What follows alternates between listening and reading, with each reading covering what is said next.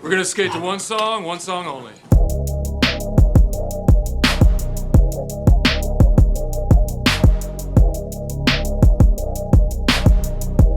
Yo, welcome back to the Sandbox Podcast. Hope everybody's doing well. Everybody's caught up on all the podcasts that we dropped so far.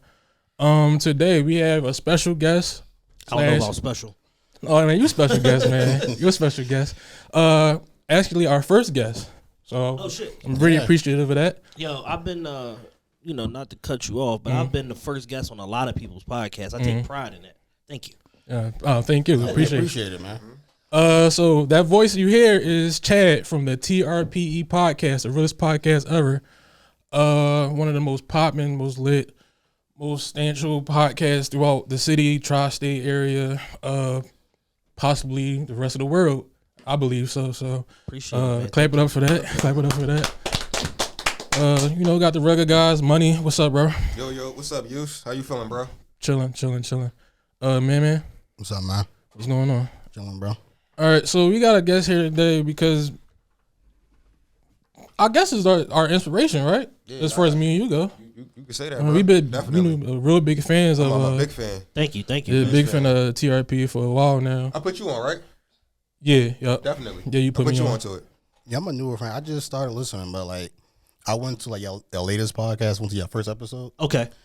From day one, y'all had it, yeah. Thank you. From day one, because we didn't know what the hell we was doing. I couldn't tell. It sounded good. I couldn't tell. To be all the way honest, man, we really didn't know what we was doing in the beginning. We was just trying to find an outlet to take, these conversations that we was having, amongst ourselves as men, me, Matt, and Ra. Because Ra was originally supposed to be the third mic for the show. But we was just basically trying to find an outlet to take these conversations that we was having because we felt like just based on what we was seeing on social media and other little internet radio shows and stuff like that, our opinion wasn't necessarily being represented, and we felt like we had alternative opinions to a lot of people, but we could defend them. So we just wanted to go ahead and just find a way to talk about the things that we wanted to talk about, and throw our thought processes out there. Yeah, that's I think that's what drew me into you guys, because y'all were very informative and y'all knew what the fuck y'all was talking about. Right. Y'all can back up. Y'all arguments just like that. A lot of people just say shit on the mic and then don't know what the fuck they talking about. Can't defend their argument. Just be saying shit. So that's what definitely what drew me in with you guys. Y'all knew what y'all was talking about. And y'all was funny. Y'all was funny. Y'all was entertaining. Funny and relatable. I feel like I got a piece of you and Matt. It's like a yin and a yang. There was a lot of information and a lot of ignorance at the same time too. So it was a great balance. As my man, Rich say, Philly the boss, sophisticated ignorance. Exactly. That's a good line right there. Yeah. Sophisticated ignorance. So I kind of want to get into your origin story of the very beginning. Okay. How you met Matt. And then how you guys started the podcast. Okay. Well, me and Matt just kind of knew each other from social media, at large. Matt is a little bit younger than me, not a lot. He be trying to act like I'm an old nigga. But he's like a little bit younger than me, like a year and a half younger than me. Like his birthday is like right in the same month as my brother. So it's the same sort of year and a half difference that me and my oldest brother got. And we just kind of met from social media. And we was, in that black Twitter space where, Twitter was very, very unruly and uncouth, and you could just say the most ridiculous shit. It was basically the attitude era. Exactly. It was the attitude era of Twitter, and basically nobody could or would check you on the things that you would say. The more outlandish, the more of a following you got. Exactly. And essentially, I became a black Twitter all-star and got in with guys like Officially Ice and Nerd at the Cool Table and when Fab was on Twitter and all of that shit. Literally that attitude era was every day at a certain time I'll come on the timeline, start a trending topic, whatever, stuff like that. And people would come on and participate in things like that. And me and Matt just over time kind of formed a kinship and a friendship. He had his friend group, I had mine. And then it came to a point where we were both living in the same neighborhood. And that's when we really got cool. We was both living in Roxborough. And he would just call me yo, pull up, I'm at the crib, da-da-da-da. And we would just chop it and just talk. And, we really became really, really good friends at that time period. And then from there, he just kind of he's very standoffish even to this day. He's trying. I'm trying to loosen him up a little bit. Yeah, I try butterfly. I try to talk to him a few times. He just ignorant. Right on. Definitely. like a grizzly bear. Yeah, so it's like that sort of thing. But it's like, he took, we took a liking to each other. And, over time, his friend group kind of dissipated. My friend group kind of dissipated. And I found myself talking to him and Ra and then people like Pastor Carl and stuff like that more than I was talking to like, some of my other friends because my interests started to shift, as I got older. And I found that, really we was on the same page in a lot of stuff as far as life goes, as far as like trying to better our lives and, do cool shit. And, from that, I basically had the idea to like, let's do a podcast. Okay. And at the time, the only real podcast that was out there was like, Peter Rosenberg and Cypher Sounds. They had the Wine Up podcast. Yeah. Joe Rogan was already out there. Already was there. Yeah. Already was there. But then you had like Opie and Anthony, which I'm not sure if y'all familiar with them. I heard of them. They were, they've been syndicated in every market in the United States at some point or another, but they always get fired because they always push the envelope and go too far. Just doing it. Yeah. Just do the craziest Just shit ever. drawing. And if you look back on all of those episodes, a lot of what they were doing is like the modern day blueprint for a podcast. Exactly. Where it's like, it's no format, it's pranks. Like they would mobilize people to go like, go to so-and-so's office with a sign that says this guy's dick is small, like crazy, like the craziest shit ever. Like, and they would get like banged by the FCC and their radio station, and like law enforcement got involved in like a couple of their pranks and shit like that. But they were pushing the envelope, and then they had, rest in peace, Patrice O'Neal on the show, who is basically the blueprint for this modern day manosphere and a lot of this manosphere content and all of that that exists out there. They had him on there like weekly for a segment, and he got so popular he just basically became part of the show. Exactly. In addition to being, one of the greatest, nightclub stand-up comedians of all time, he became like a mainstay on this radio show, and it just blew him like the fuck up to the point where he ended up getting a show at VH1, the Web Junk Show, and like all this different stuff. All from like Opie and Anthony. But essentially shows like them, Howard Stern, stuff like that, they would pull pranks on Howard, like crazy shit. They were like the modern day podcast as far as like they would just show up in this talk radio, and we're talking about like, did Abraham Lincoln get a lot of pussy today? Like the craziest, most all like categories.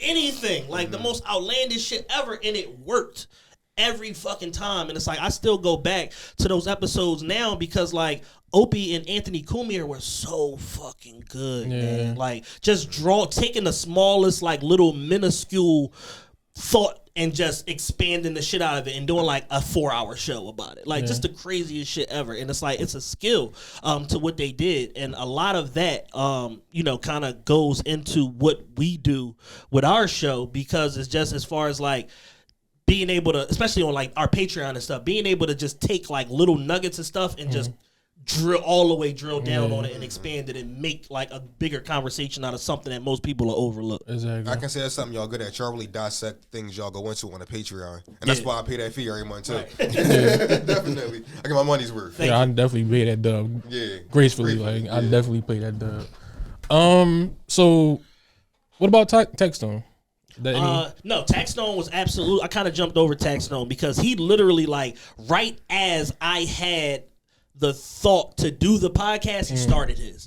So like originally, like we started our podcast January 2017, but I was trying to start it from July of 2016. Okay. So right around that same time, Taxstone started his podcast, and Tax was a huge inspiration for me in particular because it cemented like that I could do this shit. Like, right. He's me. Like he's just a crazy nigga on Twitter with an opinion that people hate. Like, everybody hated him. Yeah, exactly. Everybody hated him. You know what I'm saying? But the people that loved him. And I'm like, yo, that's me. Like, you know what I'm saying? The people that know me love me. They know I'm a loyal guy. I'm cool. I got cool perspectives on shit, stuff like that. But I'm a fucking jerk. Asshole. I'm an asshole. Yeah. I was talking to Black last night, and I said, "You, Nerd, and Black, like y'all are villains on Twitter." Like, I've had my page deleted enough over the years that I've learned to turn it on and turn it off. Yeah. They just don't care. Yeah, exactly. They just don't give a fuck. They just don't care. Like they're so smart.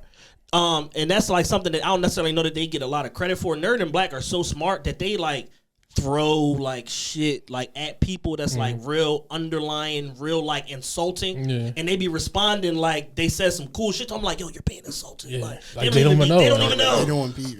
They don't even peep. Like they walk themselves into like super stupid shit all the time, and then it'd be like, oh, so what you saying is, and then they hit you with the punch and just fuck you up, like, and you look crazy. They do it all the time. That's the one thing I like to kick it with Twitter. Like y'all really are smart dumbasses. Like I never understood why y'all like that. Like I feel like to be popping on Twitter, you gotta have some kind of intellect. You have to. Yeah. Some kind of intellect. You can't be like it can't be all stupid shit. Exactly. It can't. You have at some point you're going to be called to the carpet and have to defend some outlandish shit that you said. And if you can't, that's that moment where everybody's like, oh, I don't gotta listen to this dickhead no more. I don't care how many followers I don't have to listen to this dickhead. And on Twitter, it's not you just yelling and speaking with passion. You gotta have actual facts to back up what that shit you're saying. There's a meme that floats every time somebody trends negatively. There's a meme that float around Twitter that say every day there's a main character of Twitter. The goal is to not be that main character. Be that. Exactly. Because it's usually bad. Like 90% of the time. 99% of the time it's bad when you the main character of Twitter. It's terrible. All right. I feel you on that. So yeah, tax is the fucking man. Free tax, man. Yeah, free tax. That definitely was like one of my main inspirations. Tax, Charlamagne, and then TRPE. Like I go back and forth on Charlamagne. Charlamagne is a brilliant journalist. He doesn't get credit for how good of a journalist he is as far as like researching and coming up with good ass questions. And like you see his one-on-one interviews is fucking masterful.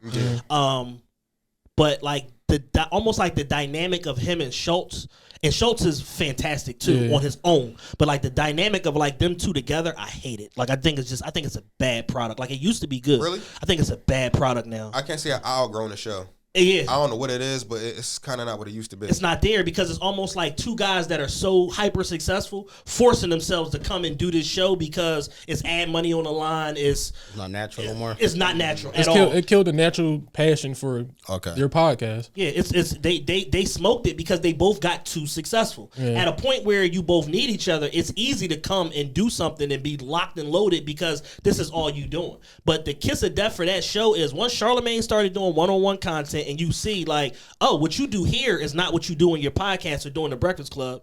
It ruined all his other avenues because it's just like you dumbing yourself down to do this other shit to appease an audience you don't even care about. He doesn't care about the hip hop music buying audience at all. And it comes out in every show where it's like they got to talk to somebody that's not 44 years old. Yeah. Right. Like that Coyle Ray interview was so cringy. That shit was so cringy. It's like, bro. why are you here? Yeah.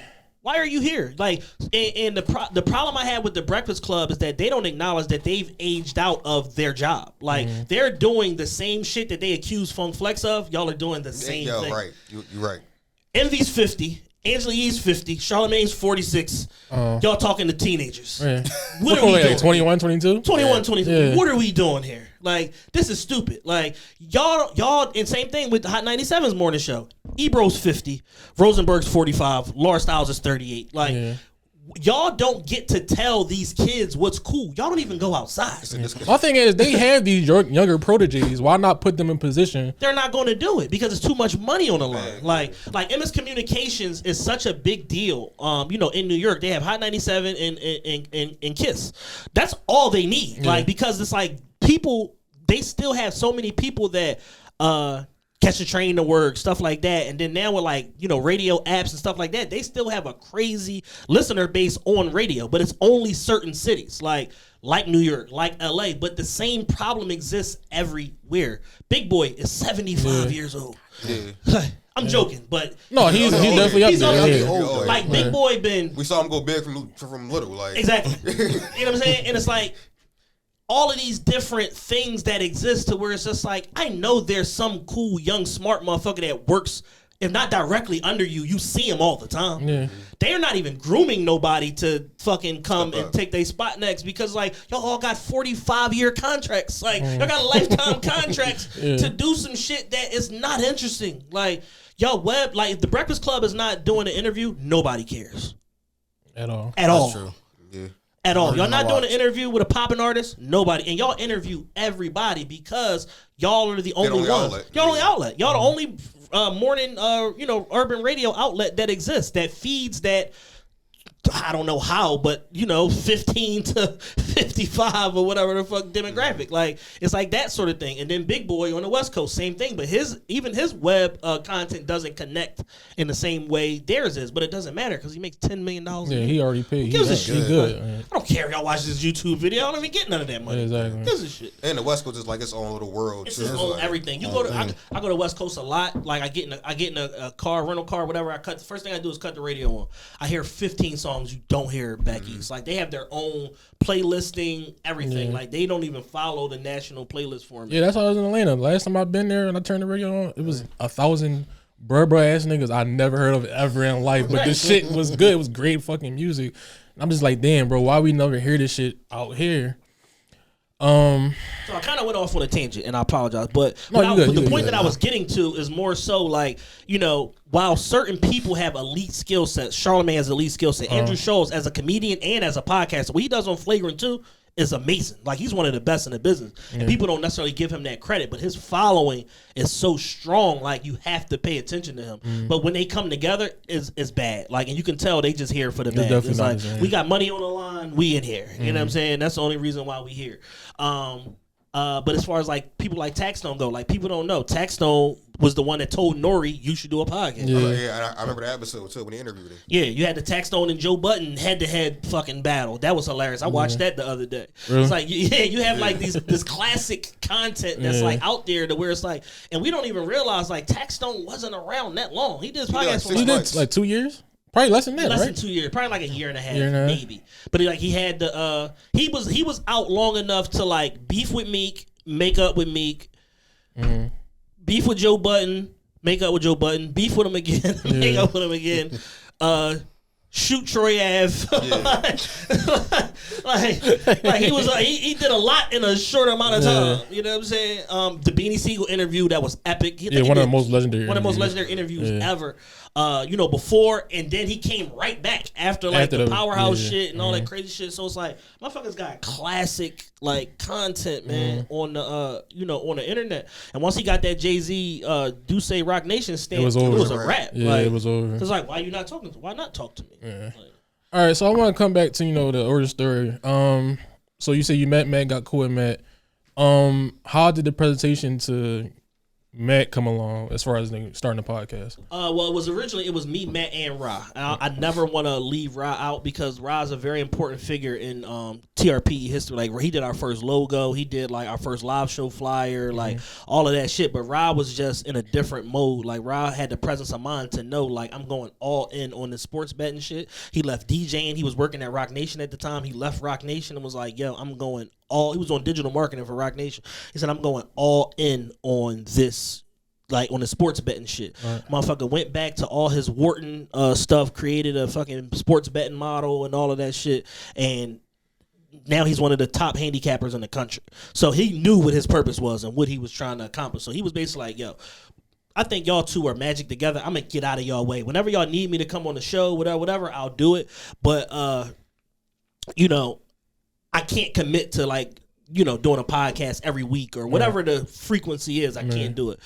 So then you left me and Matt. And at the time, Matt was like, like the people that he talks about now as far as like them SEPTA lifers and all of that old shit and I'm working his overtime and all that was him. Like he was one of those people where it's just like, yo, like I got unlimited overtime. I'm already making good money on this and this. I don't see a world where I could find myself trying to pour into something else, but I'm just like, nah, you got a gift, like, and I think the combination of us together with my structure, your humor, us, the conversations that we already have in our perspective and shit, people want to care about it.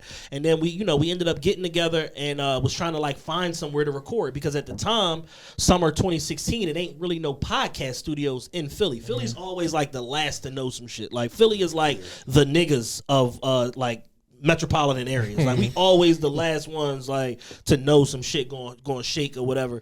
So it's like it was no podcast studios. You had all the music studios in the world. Like you could go, you want to cut a mixtape, diss a nigga grandmom, whatever. You could E Factory, Batcave Studio, unlimited studio, Poppy Store Studio. It didn't matter. Everybody had a studio. I remember that. All kind of shit. So it's like you could get a studio easily, but you can't get a podcast studio. So that was our thing. So somebody that I went to high school with, a girl named Nicole Purvey, she basically was doing her own like a business podcast or whatever, and she connected with Justin Emery, who's the Podfather. Justin Emery is an important figure in the history of TRPE because that was the first network that we paired with, and he was somebody that was like, yo, this is the best show I ever heard, and like, I don't know how the fuck y'all came up with this shit, but like, this is phenomenal. And he got behind it, and from day one, he was like finding opportunities for us. Like, he would get us like little goofy local business sponsorships and shit. So and so's bringing a hoagie tray and $200 and like just all this shit. Like, he really like believed in the show, and he would come early for us. He would stay late and stuff like that. And I just saw he wouldn't do that for like, you know, other shows or whatever. And he really like hitched his wagon to us, and all the information that he poured into me, and he never at no point held no information back. He never hesitated to pass no plugs, none of that shit. And that was really encouraging because it was like, damn, all right, so now like we got a benefactor, like somebody that's outside of our, you know, our friends and family that believe in the show. We could really do some shit with this. And from that, you know, we was able to do a lot in a short amount of time. And, you know, we had all these various, you know, ideas. Like, our first show was basically called Fuck 2016, talking about all the crazy shit that happened, like, you know, the year before, and politics and this and this. So the groundwork was already laid from our first show to like what the show has kind of like become now, where we do a lot of political commentary. We do a lot of, you know, economic outlook and putting people on the trends and stuff like that before it happened. You know, but then it was just more so like just straight like entertaining. Then you had like an episode like Migos for President that went viral, that probably has like close to 1 million downloads today. So it's like stuff like that, you know, helped us create like this following of an audience in like the Netherlands and like South Africa and stuff like that, like places we've never been before. And it was just really cool. And it's basically like all the information that Justin had, he would just share. Oh, because I did this and blah, blah, blah. And then your show debuts on this day, but then we do a rebroadcast or a stream on the website. And then that coincides with drive time in the Netherlands. So people over there are picking this up because of our geotagging and SEO and all this shit. Yeah, I was gonna ask you that, not to cut you off, but to cut you off. Cause remember that first time I called you. Yeah. I was like, we got listeners here, and I'm just like, how the fuck are they getting a hold of this shit? Well, a lot of it is, you know, you have people that are actively looking for new podcasts to listen to. Like, you got people that, you know, scour the internet and these podcast apps and stuff like that to find new shows, and it's like they'll give you a shot, and if they like what they hear, they stay. They'll tell people about it. Then next thing you know, you might have, you know, a bunch of people listening to you in Afghanistan, and you're like, how? Because it's an army base in Afghanistan, and it might be 45 troops or something like that that's listening to your podcast. Next thing you know, you got a base of people over there. You know what I'm saying? So it's like that sort of thing. So like for us, we got a big following in Qatar and the United Arab Emirates, because our homie Jules is a defense contractor in the UAE. So he didn't put everybody that he worked with, all Americans, the people from Qatar and all that shit, he put them onto the show. Now it's like just a part of their week-to-week, day-to-day routine. They listen to TRPE to the point where we're going to the World Cup in November in Qatar to do content. We're gonna try to interview some of the players and like all that crazy like shit like that. You know what I'm saying? But that foundation was laid by somebody that's just like a friend of ours and an advocate, you know what I'm saying, of the show. So you find listeners in obscure places a lot of different ways. A lot of times it's just naturally just organic. Just putting the product out is enough. People will find this shit. Yeah. All right. Oh, one more question. Whatever happened to that social media episode? Listen, I'm sick. I ain't get to hear it, and I heard about that episode from a few people, bro. So I'll get it to you because a friend of mine, my man Yizzo, he has every TRP episode on an SD card. So when they immediately dropped, he would download them and then put them on SD card. So he has it, even though we don't. So that episode basically was like 5 hours of like a drunk mess of me, Matt, Ayo, and Nerd's homies too, because he had like an entourage with him or whatever. Was Molly there? I think Molly might have. If he was, I don't remember him. Okay. But he might have been there. But Rucky was there. Like, it was just a bunch of people. Like, I just remember Nerd having like a bunch of people with him, like 4 or 5 people. And we was drinking. Me and Ayo was in the car. This gonna sound bad. I don't do this no more. We was drinking tequila in the car on the way there. Oh no! So when we showed up, we was drinking 1800. We was smacked. Drawing. So when we got there, it was just like a drunk mess. But it's like one of those like moments where it's just like, this is the craziest shit ever, and people liked it. Like, and I'm just like, this is so bad. Like, I can't listen. I can't hear it. Like, it's so bad because we just drunk rambling for 5 hours, and it ended up being 2 parts because it got so long. We released it in 2 parts, and you know, the first part I think is still on the internet, or the second part is still whatever it is. One or the other parts is not there, and I think whatever part is up, the file is corrupted.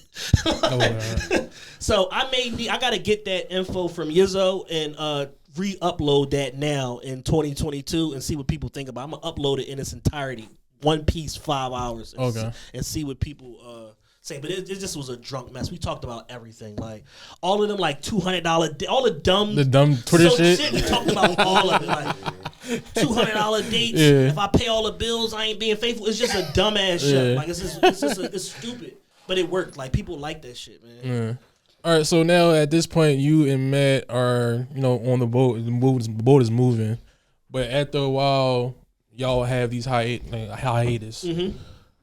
What brought you back? I know at one point y'all was like, I'm not doing this no more. Yeah, I mean, I literally did 2 or 3 shows without Matt. Like we went so long without uploading the episode that our feed went dormant. And we basically fucked ourselves in the process because, like, once your feed goes dormant, you basically got to re-add people back to your RSS feed. Right. So our feed went dormant because, you know, it's on auto upload or whatever the case may be. To where it's like, you know, if you look in Apple, it tells you, like, weekly show, blah, blah, blah, typically uploads on this day. Like, there's like geotagging and information that gets extracted from your frequency. So we didn't do a show for so long. Our feed went dormant to where I had to reissue the RSS feed to all of the pod directories. That's literally starting from 0. And at that point, I was just like, all right, cool. Me and Justin, again, I appreciate Justin so much because he literally went with me, like sat with me and over the phone and in person, and we took every single episode that was on just the regular audio platforms and all of that, uploaded it to YouTube, ran streaming farms on the fucking YouTube Jones to get it to the monetization level and all of this and blah, blah, blah. And we was basically going to transition TRPE to like an interview show. Like that was going to, or like a collaboration show. Me as the main host, and we was going to have different guests every single week. I know all the rappers, I know all the business owners, all that shit. We was just going to transition it to that. I did a show with Pastor Carl that was about whatever was going on at the time. I did a show with Dope Shows. So I did 2 shows without Matt.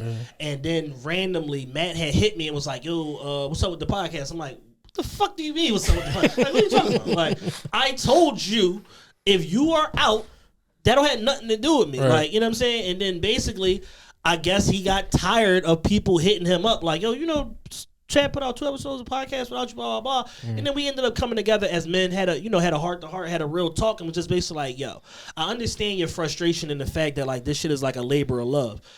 The plan that we have to implement now is how do we make money off of this shit, but I need your buy-in. I know how to make money in any business, but I need your buy-in. So this is what we need to do. We basically got to set it up to where we went to the network. We was still at Wildfire at the time. They was over in South Jersey. They just went under. Shout out to that because they were fucking assholes. But we went back to Wildfire. Was basically like, yo, we are one of the top 2 or 3 shows on your network. Outside of like 4th and John, which was like an Eagles-driven show that was sponsored by CBS Media. I said, we have no sponsorship. How is that? I said, when the Eagles off-season takes place, there's no action. There's nobody listening to 4th and John. But guess what they listening to? TRPE. I said, so how is it that we could be putting up these crazy-ass numbers, high 5, 6-figure downloads a month or whatever, but we don't have no sponsorship? If y'all don't give us any sponsorship, we're out of here. All of a sudden, sponsorship just started appearing like out of nowhere. So now we started to make money. But again, after a while, we realized like their payment schedule was just completely like off or whatever. So I'm like, all right, we got to bring like our own stuff to the table. So then we started soliciting, doing interviews, making people pay for interviews and shit, getting our own sponsorships and stuff like that, to where it's like we at least got it to where the show was at a break-even point. And then we got the partnership with Kicks USA before they changed over to Snipes. We had got a partnership with Kicks USA. My man Will Warren, shout out to him. He works for Meta now in New York. And he would pay us for like drops or this release or whatever the case may be. He paid us to do like a sneaker episode, whatever, where we had like a round table, like a bunch of different sneakerheads, and people called in and like shit like that, to where it's like, all right, now like we're starting to like pull business out of this thing. And then basically, I want to say like August of 2019, I took back all of our controls, meaning like our RSS feed. We had control of it now. It wasn't under the network.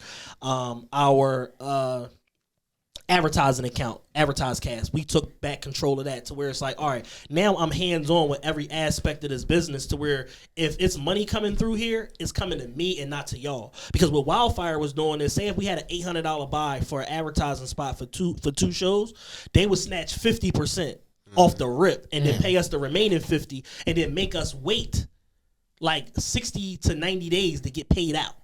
Wow, that's crazy. See what I'm saying? Yeah. So you see why I'm celebrating their demise. Like, right, yeah. Like, understandable. Yeah, real fucking assholes. Yeah. Like, and on top of that, we were paying like $60 or no, we originally were paying $60. We were paying $120 an hour to record with no video. With no video. So y'all snatching half my ad money. I'm paying you $120 an hour to record, so $240 a show, and I'm literally like getting nothing in return. I'm getting 50% of ad revenue that is specific for our show. These people, these companies are asking to go on our show.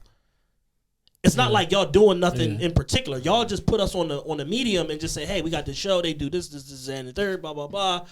And they selected us. So y'all didn't do nothing but just pair us with the middleman. Your middleman did. Y'all took 50% for that.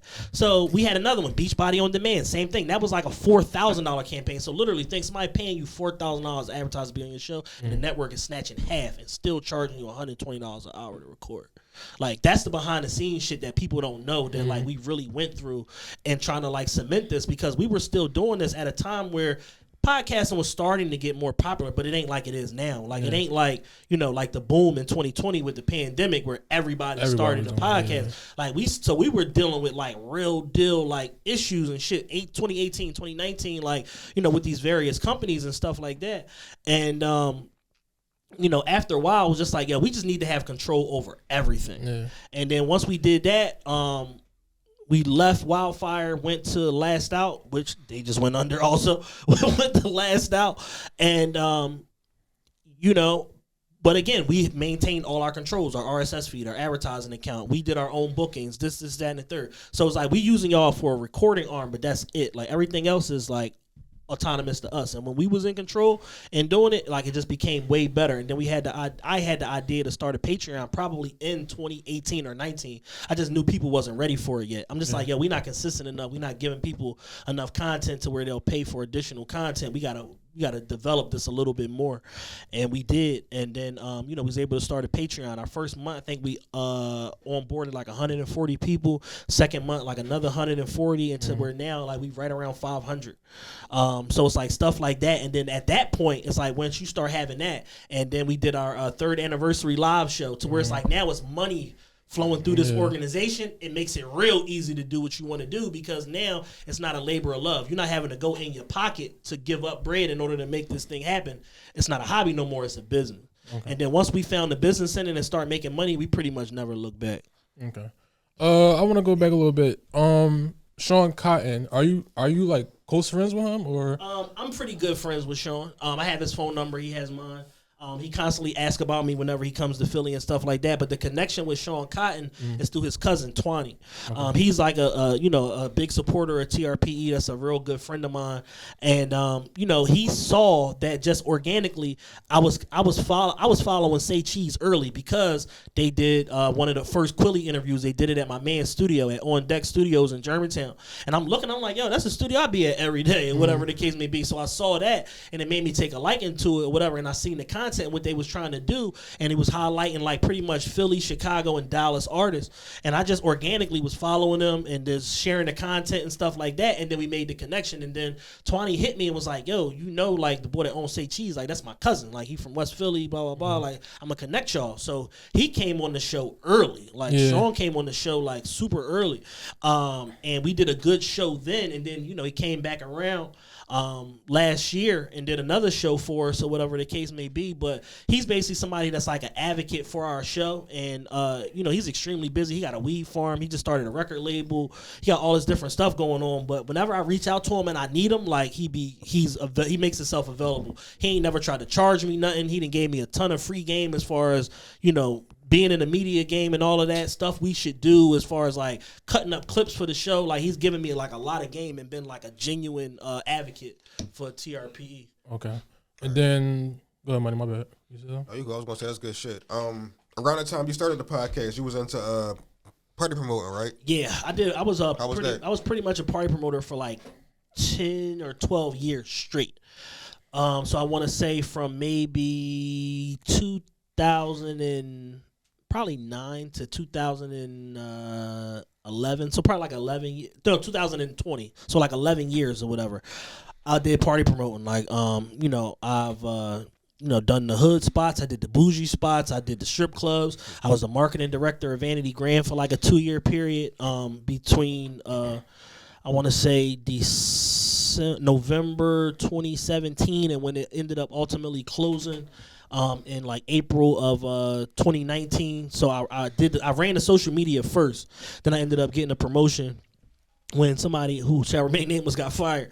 But I ended up you know, getting the marketing director job or whatever like that. And you know, I would sit with the owner. Every week we would have these marketing meetings or whatever, and we would just map out like the calendar and stuff like that. So, you know, I'm the first person in Philly to ever book Lil Baby. I'm like one of the first people to ever book 42 Doug.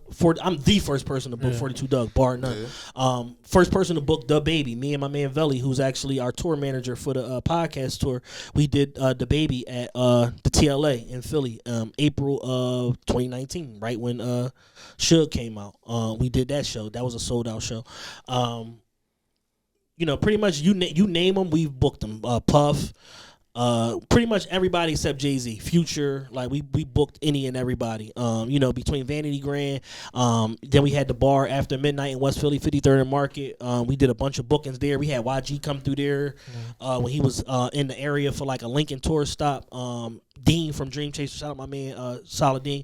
He had brought YG through After Midnight and shit like that. Like, so, you know, we was just so enthralled. Me and my partner that I was doing parties with at the time, we were just so enthralled in doing parties that we started getting a lot of like free stuff like thrown at us or whatever the case may be. And then eventually we ended up going our separate ways for a number of different reasons. But, you know, the party promoting game was good to me. I didn't particularly love it, but I made a lot of money because I knew what I was doing and I understood the strategy. And my thing was, once I started like kind of taking my business acumen of what I was doing at some of these like bougie spots. Now, people that do party promoting know the bougie shit does not make no bread. Like, it don't make no money. Like, they're not buying 15 bottles and all that stupid shit. They not, oh, how much to get in? I'm paying for everybody and cutting. They're not doing that shit. But in the hoods, motherfuckers they have a negative relationship with money. They throw their fucking money away. And once I started doing like, you know, all of this shit in the hood spots and all of that shit and the strip clubs and all that, that's when I really like started to make a bag. Like, yeah, that was a weird transition because I remember at one point the thing to do was go downtown and go to these clubs, and then as I don't know, one day everything was at the bar. Everything Just stop. because what it became is it was like a geography game or demographics game. So it's like, all right, most of the people know, you know, most of the urban party goers live in the neighborhoods and stuff like that. So if I'm coming from like say 63rd in Lansdowne and I'm trying to go to a party downtown, I'm gonna pass my local bar at 57th in Lansdowne. I'm gonna pass another bar probably around like or if they got something going on at Tasty's, I'm gonna pass that shit on a Friday night, 52nd and Girard. I'm gonna pass Jolly's West or whatever at 38th and Lancaster, and then I'm gonna pass something else before I even get to where I'm going. So by the time I hit these 4 places and just pop in and say whatever, have a drink or two, blah blah blah, the club is over. It's done. So eventually people just realized that and said, yo, I'm not even telling people to come downtown. I'm just going to just tell them to come here.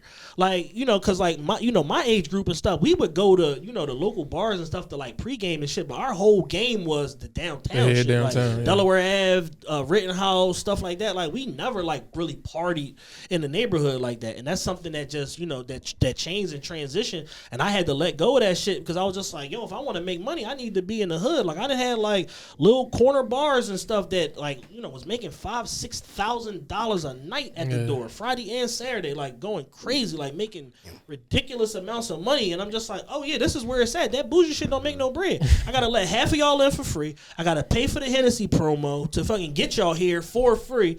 Like I gotta pay this high ass security tab, even though ain't nothing gonna happen here. Downtown. The owner is so weird, and they just want things to go how they want it to go. And it's just like I might as well just be in the hood. The bills is like non-existent. It's like half of what I'm paying to be here, and I'm making 3 times the money. That shit is a no-brainer. Yeah.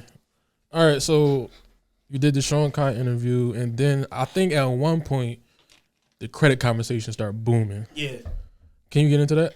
The credit conversation happened just because that's what we was on at the time. Like 2013 coming into 2014, 2012 going into 2013, that was like my worst financial year like of my life. Like I literally like was broke, bankrupt, like lost everything. Lost my apartment. My ex took my car. Like as broke as you could be, I was it. Like I was literally probably like $45,000-$50,000 in debt between credit cards and all this and all that. I had all these different charge offs. The car that my ex took eventually got repoed at one point. So the little bit of money I did have, I had to pay to get that shit back. Like just a mess of a situation. Like my life was literally in shambles. And through that time period, I ended up going back to the workforce. I went and got a job. I went and worked for ADP, the payroll human resources company, whatever, doing corporate sales, which is what I was doing before I was doing parties full time.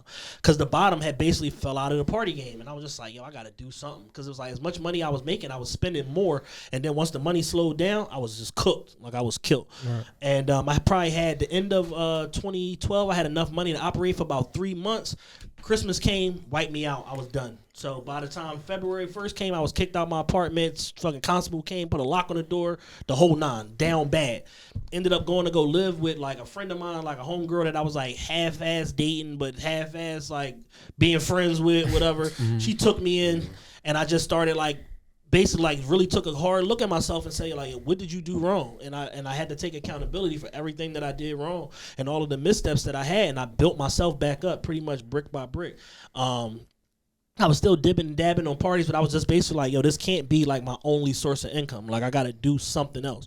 So I was just viewing the party shit like side income, went and got a job, the whole 9. And I just built myself back up. And in the process, I got turned on to a company called Lexus & Law. And Lexus & Law basically allowed me, even though I had probably like 60-something negative items on my credit, it started informing me about, dormant versus active negative items on your credit and stuff like that. So I started to get well versed in the language of like the credit industry. And it was basically self-taught. So I basically started to scale, get all these deletions off, whatever the case may be, and scale my credit again. To where it's like, my credit at the end of 2014 was better than it had ever been at any point in my life. And, over time, I just picked up all these other, like, tricks of the trade. People like Bandman Kevo, people like the Points Guy, and there's all these different people. Like, I was, like, literally just interested in the credit shit, and I turned Matt onto it. And then, a lot of the stuff that I was telling him, he was like, wait, what? You could do this, like, and just kind of, like, blew his mind to where it was like, yo, we need to talk about this shit on the show. And it started, on the main feed, and then it became, like, a theme of the Patreon where it was like, we would throw all this different credit specific information at people, and people really loved it. So we just did more of it, like more and more of it, to the point where it's like I just had somebody the other day hit me and was like, yo, I got like $65,000 in credit from like listening to y'all. My wife just got a $25,000 credit card. My mom got an $18,000 credit card from like listening to y'all and taking the steps and stuff that that y'all gave us on y'all Patreon and on y'all main feed shows and stuff like that. And the main thing is just like, when it comes to anything, you can't cheat the work part of it. Like you gotta take a genuine interest in stuff and educate yourself, because it's like I could tell you to do something all day, but it's like if you skip any step in the process, you're not going to get the same result that I got. Right. But our biggest thing with sharing this credit information and all of that was just basically like, yo, this is what we're doing. Like, we're talking like on a 1-to-1 level. Like, this not no pie in the sky shit. Like, this is what we did. So if y'all follow these steps and follow all of them, because you know niggas like to cut corners. If y'all follow these steps and really follow all of them, these are the type of things that you can open yourself up for. And you know, it's been a real resource for people. And like y'all said, like, y'all don't have a problem with paying the money every month. We got a lot of people that's like that been on Patreon from day one because it's a resource for them. So where it's like, all right, if you pay me $20 a month for Patreon, and that's $240 a year, but you get a credit card that's $10,000, did you pay me anything? Or did you gain something? Gained everything. You gained everything. You know what I'm saying? You gained the world for a nominal fee. And it's just like, again, like, we don't give people like pie in the sky bullshit. We don't tell people stuff that's just like, oh, well, I think. Like, no, we're just telling people stuff that's like tried and true that we've done and researched and all of that stuff. And you know, once you become like an advocate and a resource for people and really start helping people and giving people a lot of information, the sky is the limit from there. Because now, you know, once you help people, they feel like they got to give something back to you. Exactly. Someone with messed up credit, like a low credit score, like, or no credit at all. Yeah. Can you give like the first few steps? Absolutely. The first thing is you want to sweep your credit. So you got sweeping, then you got scaling. So the first thing you want to do is sweep. So if you basically down bad, if you like me, like I was in 2013, you got 67 negatives between your 3 credit reports. You want to try to get pretty much everything off your credit that you can. So the conversation around active versus dormant credit items is like this. Some stuff is dormant, meaning like there's no collection activity on it, and all you got to do is just dispute it and it instantly comes off. Because the company that picked up that credit item might have went out of business. It might be too long as far as statute of limitations goes for them to try to pursue it and collect it. Or they might just not care. They already wrote it off on their taxes. They don't give a shit. Like, they're not pursuing you for this money no more. So basically what you got to do is indiscriminately dispute everything. Even if it's legitimate. Even if you know you took the credit card, went to the mall, busted up, didn't pay it. Just dispute it indiscriminately. You got no better than a 50%, no worse than a 50% chance that this shit gonna come off. Some items is 80%, but you don't know until you dispute the shit. So that's the first thing. The second thing is you want to opt out of these third-party reporting sites. There is so much money in data collection and data storing to the point where the credit bureaus don't even store and collect data. They go to companies like LexisNexis and Innovis and SageStream and stuff like that to verify information as related to your credit report. So if you do what I just said and you dispute all this different stuff, but you're opted out from these third-party reporting sites, when they go to pull the information, there's nothing there for them to pull. Yeah. So it's an automatic deletion. Okay.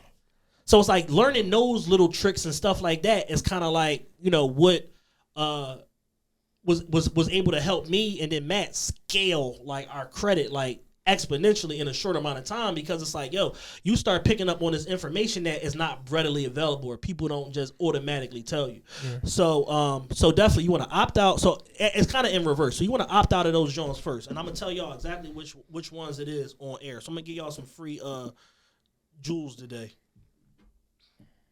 Free jewels by chat. All right, so first things first. So if your credit is down bad, it's shot. First thing you want to do is you want to opt out of LexisNexis, Innovis, SageStream, and CoreLogic. The first 3 you can do online. You just submit a form. It spits in a couple days. It'll spit back, basically say that your request to opt out was received. Whatever. CoreLogic is the only one. You gotta print the application. Fill it out. It's like 3 questions. Fill it out. Send it back with a copy of your license and put your social security number on there. And then I would send it certified mail. Anything you doing credit wise, I would send certified mail. And then also you don't sign nothing. Any type of disputes that you putting in, as far as in writing, stuff like that, you don't sign shit, because once you sign it, it becomes a contract. And you're basically being held to the standard of the legality of a contract. So if it don't go in your favor, they're going to basically say, you signing this document is acknowledgement of the debt, and they can pursue you for it. So you don't sign nothing that you send into like a credit bureau as far as disputes and shit like that. So the first thing, opt out of those sites. LexisNexis, Innovis, SageStream, and CoreLogic. Boom. So you want to opt out of those. Second thing is dispute everything indiscriminately. The third thing is once you start to see those deletions or whatever, you're going to see your credit rise. Some stuff is going to be 20 points. Some is going to be 11 points. You're going to see your credit slowly start to rise or whatever the case may be. Your ratios get better, and you're going to see pre-approval offers and all of that. My advice to people is be patient. Like, don't jump out the window and start applying for shit just because, like, say if you had 10 negative items or whatever between 3 credit reports and now 7 of them is off, wait till everything is off before you start applying for shit, because even if something is old, you may get a denial just because of the presence of that, of that negative item being on your report. So you want to wait until you get everything off, and then you can just like start applying for shit, whatever the case may be. We are big advocates for credit unions on the whole. Navy Federal being one of them. If you was in the military, whatever, USAA is another one. They got fantastic rates as far as interest, insurance, and then also like they credit cards, like they give crazy limits. Navy Federal and USAA. Like Navy Federal on average, you're talking about like somebody with average credit, you can get a $9,000-$10,000 credit line easily. Like, oh, you work. You got direct deposit set up, whatever. All right, cool. He'll go 12.5, like shit like that. Like it's very easy. Once you in, they just want to see the money, the activity flowing like through the account. Same thing with USAA. Same thing with Alliant Credit Union based out of Illinois. TrueMark now is starting on the business side. I don't want to jump the gun, but on the business side, TrueMark is starting to like loosen up their reins and stuff and start to lend a lot of money and all that. But it behooves them to do so now because the interest rates have gone up. They're above prime. So now you see everybody want to give up money now. When the interest rates was sub-prime, didn't nobody really want to give out no bread like that. But now that they can capture more interest off of you, it's like, oh, yeah, cool. Come get a you can take this back, $50,000 line of credit. Like, yeah, come on. 9%. Like when it was just 2.5. You know what I'm saying? Stuff like that. So that's like my main things is the opt-outs, dispute everything. Be patient, wait for them disputes to come back, and then start to scale your credit. I got a bunch of different like resources and stuff like that as far as like primaries and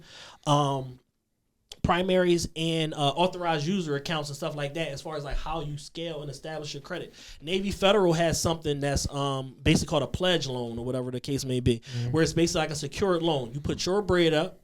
They take it from, say, your checking account, move it to your savings account, whatever, set up the trade line.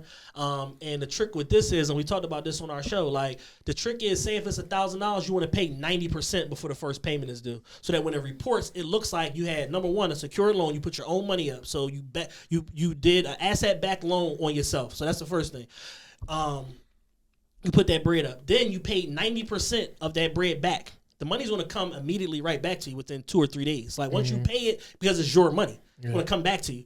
So then you basically want to call Navy Federal back, set up the remaining 11 payments or whatever, or however long you did the loan term for.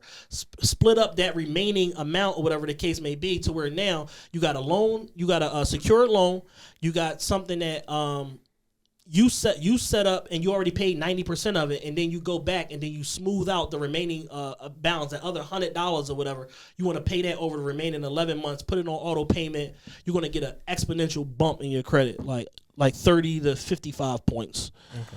Like, so it's like little hacks and stuff like that, and just understanding, like, even if you got good ass credit and your credit might be dormant, getting a secure card for $2,000 or whatever the case may be. The whole thing of like you putting your money up to obtain credit is going to look better even than somebody issuing you credit, as far as the credit bureaus and all of that go. Mm-hmm. So you're going to get a rise in your credit score, stuff like that. Like it's just so many moving parts and just so much game that like kind of like go into it. But it's like it's really powerful. Like you can literally like have $1 million in credit as an individual, not even as a business. Like over time, you can obtain $500,000, $750,000, $1 million in credit as an individual. Yeah. Can you explain the point system a little bit? So the point systems. All right. So you got points cards, you got cashback cards, and then you have like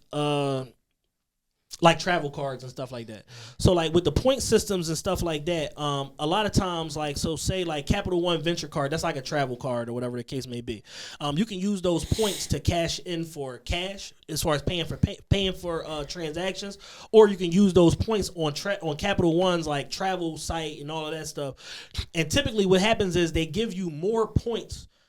Well, you have more buying power when you are using the points to cash in for like travel or hotels or whatever than you do when you cashing it in for cash with these points cards and stuff. Then you have other cards that's just straight like cash cards. So like there's the City double cash card right now that a lot of people are getting. So where basically it's like, you know, you get 2% across the board, and then on other certain segments, so like gas, supermarket, stuff like that, you might get an additional 2 to 4% in addition to the 2% across the board, stuff like that. You got the Discover It card, which basically gives you double cash, where it's like, you know, you get anywhere between 3 to 7% cash back on all these different segments, and then at the end of the year, the end of your calendar year for how long you had the card on your anniversary, they cut you a check matching all the cash back that you also got throughout the space of the year. So it's like different stuff like that. But the biggest like point stuff is usually like the Chase trifecta cards, like the Sapphires and all of that, and then like a lot of the Amexes are like the biggest points cards. But a lot of time with these points cards, they have implications where you can migrate points through different platforms. Like Matt just gave the example that he took his 200-something thousand Amex points, migrated them to British Airways, and then used that to upgrade to the Q suites on Qatar Airlines. Yeah. So it's like stuff like that. And it's like, you know, you got like the Marriott Bonvoy card through Amex. You get like an 80,000 point welcome offer or whatever the case may be. That 80,000 points is good for any 5-star hotel in the Marriott network in the whole world. So it's like if you had that 80,000 and then say if you refer a bunch of people and you got 20,000 per person, whatever, you might end up with 160,000 points. So now that's 2 nights at like a 5-star hotel that falls under the Marriott banner, which is like the Ritz-Carlton, you know what I'm saying? Some of the W's, like different stuff like that.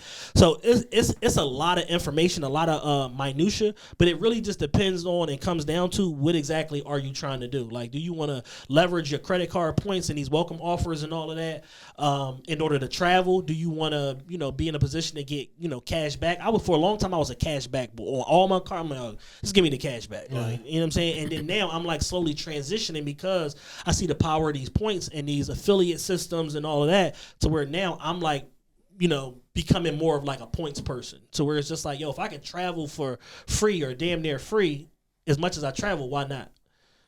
As opposed to just like constantly, oh, take the cash, cash. You know what I'm saying? Yep. So that makes sense.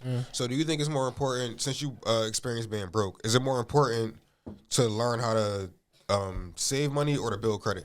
What would you say? They go hand in hand. Hand in hand. They go hand in hand. So the first thing I tell people when they trying to like get their life together is you should be comfortable to live below your means for 1 to 3 years. If you down to live below your means for 1 to 3 years, you can get so far ahead financially, it don't make no sense. So say if you could, what most of us do is if we could afford $2,000 a month rent, we go pay $2,000 a month rent. In reality, what you should do is you should go pay $1,400 a month rent, downsize, sell some of this bullshit that you got that you don't look at or don't need, all this junk sneakers and all this bullshit, sell off some of your stuff, take that $600 a month that you would have paid for that $2,000 rent and save it. So if you take $600 a month and you save it for a year, that's $7,200. For 2 years, that's $14,400. For 3 years, that's so now you look up and you basically are paying yourself. The biggest mistake that most people make when it comes to finances is they pay everybody but themselves. They get paid, they pay rent, they pay water bill, they fucking trick off, go buy some sneaks. Like they do everything but put money away for themselves. Like I listen to people like Gary Vaynerchuk and Grant Cardone that are like, yo, if you're not able to live off of 60% of your net income, you have too much bills. You have too many expenses. You should be in a position where you're saving, they say 40% of your net income. So that means like if you make $1,000 a week, you should be saving $400 a week. So that's like even more aggressive than what I said. I'm saying save $600 a month. They saying save $400 a week. And for 2, 3, 4 years, don't do shit. Eat ramen, cook, like, you know what I'm saying? Live below your means. Live below your means and stack your bread and store money with the intention of busting a move. Whether it be acquiring a piece of, of commercial real estate or whatever the case may be. Investing in a business, whatever. Because one of the main principles that they talk about when it comes to wealth building is that rich people don't have savings accounts. it's not a thing. Like they take their money and they invest it in ideas and people and in businesses and shit like that. You know what I'm saying? Now I wouldn't advise nobody to buy no stock right now. Yeah, my shit is fucked up right now. My shit's bad. Yeah, I probably got about 16,000 in the stock market. My shit is 5,900 as of yesterday. Like I can't even look at that shit. You know what I'm saying? But it's like, but the upper crust of society, the rich and successful people, they do not save money. They store money with the intention of doing something with that money later on down the line. They have a plan for the money. They're not just indiscriminately just saving the money for no reason or no end game. I tell people all the time on social media, save your money now, it'll save you later. Yeah, for sure. All right, so after the credit boom, I think that's when y'all interviewed Chris Gotti. Yes. And I listened to that shit at least 10 times because there was so much information within that interview that I did not know about. Yeah. Chris Gotti. Huh? Chris Gotti and Murder Inc. Yeah, like, so can you get into that, how you came along with that and how you met him? We connected with Chris Gotti through, we have a TV arm, NGTV, my homegirl, Victoria Paulin. She's actually trying to put something big together for us now for one of our live shows and stuff. But she's just one of them people that just, always end up in the right rooms and people just fall in love with her. Okay. And, her and Gotti, like this, they got super tight. He was renting some space from her. He had an office for his company, ADD Ventures, in Philly for a while because there's so much talent in Philly. So he was renting his space from her or whatever. So just in seeing her or whatever, they built a bond in a relationship and shit. And to the point where, Vicky's a person like me. She saves her favors. So where it's like she waited to come with one of her favors, and and he was like, yeah, absolutely, no problem. And it came about like it wasn't even like no heavy lifting, no back and forth. It was basically like on a Thursday, it was like, yo, can y'all come to New York on Monday? Yeah, sure. Why? Oh, Chris Gotti going to do an interview for y'all. You know what I'm saying? And we went up there, did the interview. I know their story. You know what I'm saying? Yeah. Like, Murder Inc., for all of the negative nonsense and all that shit, negative connotation and the 50 Cent beef and all that, they're still part of like American music royalty. Yeah. Like they scaled $100 million company. Like that shit not easy to do. You got multiple artists that, charted and went number one multiple times. Ja Rule, Ashanti, Lloyd, Irv and Ja was getting, $300,000 each to do songs for people like J-Lo and shit like that. Like these motherfuckers were killing it, like really going crazy. So, I know their story in detail. So it was like easy. And then preparing, like I started, watching old interviews and coming up with other information and stuff like that. And I think that's probably the best interview we've done on TRPE to date. And like you said, there's just so much information. And he was even like at a point where the people that seen the interview was like, how you know that? Like stuff like that. And it's just like, yo, like I just know. You know what I'm saying? Like I'm a person that's like self-educated in the music industry for the last, 25, 28 years. Like I know everything. like I made it my point to know all of this shit because like little did I know I was grooming myself for the rest of my life. Like, being a podcaster, being in media and all of that, and being able to pull for certain information off of memory is dope because there's a period of life that in hip hop in particular that doesn't exist on the internet at all. Yeah. That shit is just gone. Yeah. It's not on the internet. Like that transition from CD to digital and all that, like that Webby, Trill, ENT era, and a lot of them big mixtapes, like them. Yeah, that Piff era is not existing. DJ Envy, Lenny S mixtapes and all that. The Empire, that shit is not on the internet. Like that shit goes from like the super early shit they got on there, and then it jumps to like the Lil Wayne era. But there's like a whole era in between that's just gone, like wiped from the internet. You know what I'm saying? So it's like, but I lived a lot of this shit. Like I bought the Cocaine City DVDs, the Smack DVDs, and all that. So it's like I be knowing this shit. You know what I'm saying? So you get in a room with somebody that's like, that's a legend like Chris Gotti. Like I'm just pulling from, what I already know. Yeah. All right. So fast forward. Now y'all go into your interview run. Yeah. With Tor, Miss Tasties. Ron from Uncut. Yeah, Ron from Uncut. I think a lot of people felt like after that, y'all going somewhere else after this. Right. It's somewhere y'all going.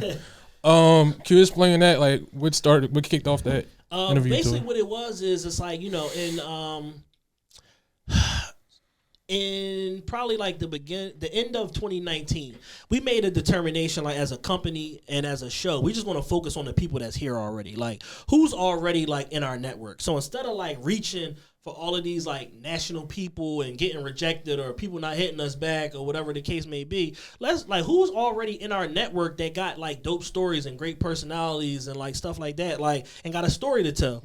So we did our interview run last year where we interviewed like Omar Tate, which was like the Esquire Chef of the Year. We interviewed Black Poppy. We interviewed Bang Bang, which was a phenomenal interview because he's just like a student of the game and know a lot of shit. We had the Sean Cotton interview, stuff like that. But people didn't really connect with those interviews because it was almost like too interviewee, like as opposed to like a conversation. Yeah. You know what I'm saying? So we made a determination when we did this run of interviews is it's like it should look and feel different. Like, it shouldn't be like those interviews where it's just like point, counterpoint. I ask a question, they answer a question. Like, it shouldn't be like that. Like, and the sign of a good interview is when you get the person, the subject of the interview to start asking you questions and like, well, what do you think? And something like that. That's how you know you got a good interview. Yeah. So, like, out of all them Jones we did in 2021, Sean Cotton was by far the best one because it just turned into a conversation. All them other Jones was cool, but it just was like, it was just us like probing and just asking questions. But these recent interviews, these are like my friends. These are my family, people I know I got intimate relations with. And it came out in the interviews. And, you know, these people got phenomenal stories to tell. And we got so many, like, you know, local heroes. And there's like a black renaissance going on right now in the Philadelphia market. And people need to have their stories highlighted. Like, nobody's talking about the fact that, like, you know, DJ A Boogie is not only just a market influencer for Hennessy, but now Moet also. He fucking curated All-Star Weekend for Hennessy with DJ Steph Floss in Cleveland. Like, they did he came up with the idea to do the Hennessy suites and all of that at the fucking, at the Sixers arena and stuff like that. Like, people need to know this because, like, they just see it as a thing, but it's not, like, where they know where it came from. They looking at it like it's some brand initiative when in reality, one of our people came up with this and the brand accepted it and took it. You know what I'm saying? So it's like people are doing dope, innovative shit. And their stories needed to be highlighted. Like, you know, Barbara is a magnetic personality. Like, yeah, that was a good one. And you know, she came on there and really let it all hang out and just like and just popped her shit. And I think it connected with people because of the fact that it's just like you don't really hear a lot of women talk like that. Yeah. Barb genuine as shit. Yeah. I don't even know her. Just from that interview, I could tell she real genuine. Yeah, so it's like you don't really hear a lot of women talk like that and be honest and tell their stories and their shortcomings because when you go to these boss babe brunches and these women empowerment seminars and all that, they not telling you about the dope boy that gave him $50,000 and started. They ain't telling you they fucking Ben Simmons and shit like that. They're not telling you that shit. They're not telling you that they was doing credit card scams and the whole police district was pulling up. They shrouding all of that and like oh, that ain't what you talking about? Who went to jail? Like you went to jail. Got your mugshot, all 7 of them. Like, but she just came on there and was just authentically her and just, you know, and just let it all hang out. And I think so many people, but women in particular, appreciated that because we don't interview a lot of women on TRPE, not to no fault of our own. We try all the time. But a lot of times what happens is these women come on our show and me and Matt personalities is so big they kind of get drowned out. Yeah. But Barb was just, as soon as we cracked the mics and she just, I was like, oh yeah, I don't gotta do nothing. All right, you just let her rock. This is great. I don't got this shit. I just gotta just lead her where to go. Like, get she all gonna right. take you there. Yeah. So now we're at the point where y'all booming, y'all popping. Y'all just got recognized by Hennessy, right? Yeah. Can you explain that? Yeah, we had a Hennessy dinner 2 weeks ago, whatever. At the Prime Rib in Philly. Shout out to DJ A Boogie and shout out to the higher ups at Hennessy because they had to approve that. But basically, you know, they do these Hennessy dinners in various markets and with various people. But like on a indie level, as far as like Philly goes, us, Dope Shows, and Miles Bridges are the only ones to be recognized by Hennessy. And it was basically like for, you know, our forays in the media, sustained greatness, having a company that's, you know, 5 years in business and all of that. And it felt good to be recognized because it's like, you know, a lot of times when you're doing stuff, you don't necessarily think that people are paying attention the way that they are. Yeah. And, you know, just in the midst of that week, like we had the Hennessy dinner, then we had the night market, then we had the DC show like immediately after. And like I'm at the night market and like I'm running into people like I haven't seen in like 10 years and they're like, oh, damn, that's crazy. I just was listening to y'all show, like stuff like that, to where it's like you literally don't know who's on the other end of these messages and these shows and stuff like that. And for Hennessy to basically recognize us and basically say like, nah, like y'all ain't the biggest show, but the work that y'all doing is cutting through and it matters. Yeah. And they gave us our props. Well deserved. Thank you, man. Thank you. But no, that was dope. I didn't know that they was going to do the engraved bottles and the plaques and all that. I had no idea it was going to be like all of that. But no, they came with it for us. They really went in. That's good shit. Congratulations, man. Thank you. Congratulations. So we got some questions for you. Man, I think you said you had a question about Kendrick. Oh yeah, I want your opinion about that Kendrick album, man. I was listening to Kendrick album on the way over here. And the songs that I love, I absolutely love. The songs that I hate, I'm just like, why? What song? We Cry Together. I think he's going to say it's too much sometimes. It's too much. Auntie Dyer is very triggering. And he conceptually and creative wise, he's doing some dope ass shit. But the problem is he's turning into Marshall. He's turning into Eminem. Where it's like he's doing the greatest rapping you ever heard, but nobody cares. Yeah. And he's doing himself a disservice because it's almost like what your audience wants from you. You know that your audience wants to see like that elevation into like that Drake and then like the occasional J. Cole space where niggas just pop they shit. Like you rich as a motherfucker. You're accomplished as shit. You've won every award. You won a Pulitzer for damn. Like you've won every grant. Like there's no more to be accomplished on this like critical acclaim tour thing that you do. Just talk some shit for one album. That's what I wanted. Cause like I said, it's been 5 years, bro. Drag your fucking nuts on these fucking beats and make it listenable. And my problem with him is he tricked us into thinking he was going to do that with the Baby Keem records. Like, exactly. When you come out and say I'm smoking in your top 5 tonight, like that makes us think that when we get the album, it's going to be some shit. It's going to be boot the ass. Yeah. It's not boot the ass. It's just songs. Yeah.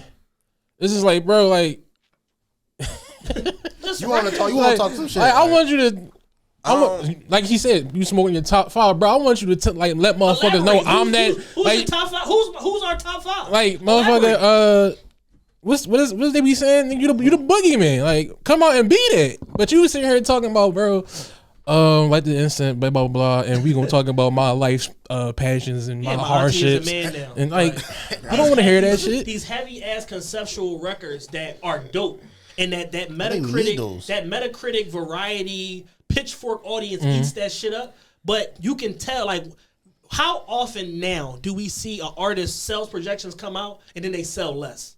Yeah, it doesn't happen. Yeah. So when you come out and they tell us you want to sell 325 to 350 and you sell 286, it's like, oh, you fucked up. You fucked up. So it's like you got the first 2-3 days of streams and then people heard that shit and was like, this has no replay value, and they didn't go back to it, and that's what happened. I haven't listened to this shit since last Saturday. I literally listened to it on the way over here. Now, I will give him props for the songs that I do like. Rich Spirit is crazy. I like N95 a lot, too. Even though he's doing the Kendrick Marshall Mathers shit, I like N95 a lot. Count Me Out is fire, too. What's the joint with Baby King? Savior. See, I love that joint. Savior is fire. I like Father Time. Even though it's a heavy record, I like Father Time too. Yeah. But yeah, that's all I got. Yeah, that's it. You don't like Silent Hill? Silent Hill's good too, though, yo. That's the one with Kodak? Yeah. I don't care. What? It was mad to me. Really? Let me see. I didn't. I search on every day. Rich Spirit is my favorite. That's my shit. I wake up every day and listen to Rich Spirit. That's my. Yeah, exactly. Exactly. And then my thing is like also like you see your competition, they blowing you off the water, bro. Like J. Cole last few songs, J. Cole last few songs was fucking niggas over. Yeah. His LA Leakers freestyle. Bro, like this airing that shit. This dirty nigga is the greatest rapper alive. Like he has moments. I'm like, this dirty driving filthy Bentley nigga is the best rapper alive. But bro, we had this talk though, like how you was taking Kendrick's side and I was taking Cole's side. Like I told you, like that's why I fuck with him a little more. Like Cause he got those. He can still relate to the culture. Whereas Kendrick, he go all the way left, like all the way left. But you ain't gotta do that, bro.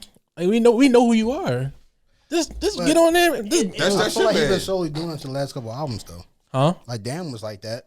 But Dan was well rounded. Yeah, but Dan was well rounded because you had records like Loyalty with Rihanna, you had DNA and stuff like that. You had Be Humble, like you had these records where it's like he popping his shit on some of them Jones. Where it's like you would think at this point where it's like you're rich as a motherfucker. I know Columbia gave you $100 million. I know. For Baby Keem and your next album, I know they gave you $100 million. It's not even no thought process. They don't spend shit. You don't spend shit. Nigga wear flip flops everywhere, like me. And that T-shirt and shit like that. Like You went to Ghana to celebrate your album, playing soccer with the natives. You know what I'm saying? No bottles, no which bitches. is commendable. Like, which is commendable. Yeah, but on the definitely. same token, it's just like he will not do nothing. Like as far as like the hip hop ethos of like street culture and jewelry, and he won't do it. He refuses. I don't get it. I don't see nothing wrong with that. I mean, I don't see nothing wrong But with it's that. to his own detriment though, because your fanfare is waning. You did 655 last album. You did 286 this album. People are becoming disinterested. That is a big difference. That's a huge. That's a huge That's difference. 45%. But when I look at his albums, like it's like he been solely going to this. Every album got a little bit more conscience.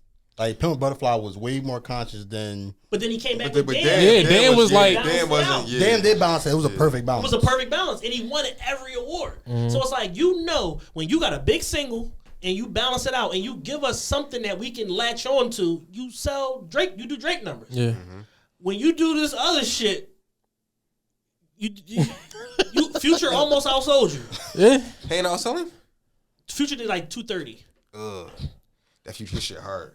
Yeah. That shit hard. And Future shit hard. And I think in the long run, because Future shit so hard in the way that he did it, as far as like releasing the deluxe within the first week and all of that to boost the sales, it's going to carry him to where he's just going to go double, triple platinum on this album over a time period. And it's just like he just sold his most records he ever sold first week. He's like 15 albums in and he's peaking. Right. Kendrick is 5 albums in. He's Declining. Declining. And it's to his own detriment. And we know he could wake up tomorrow and give us the greatest rap album ever. So it's not a thing of ability. He's intentionally not doing it. He refuses to give us what we want. It's like he's trolling us. So, man, you still rocking with this joint? Like, I play that shit every day. how? I play that shit every day, y'all. I love that fucking album, yo. I like all the way through? I rock with it. Nah, not all the way through. I will admit, I do my skip picks. some Johns. Nah, I like conscious hip hop. After a while, I get tired of the same subject matters every time. I like car music, like chill car music sometimes. Like bro, when we was driving here, you was blowing my shit. Like, What was I playing? You was playing some like ESTG 9 in the morning, bro. Like it's too early. Hey, I'm trying to wake. I'm trying to wake us up, nigga. I'm ready to start fentanyl, bro. Like, no, I need some R&B or something, like, or some old rap or some chill shit. Let me ask y'all this. Push's album or Kendrick's album? Pusher.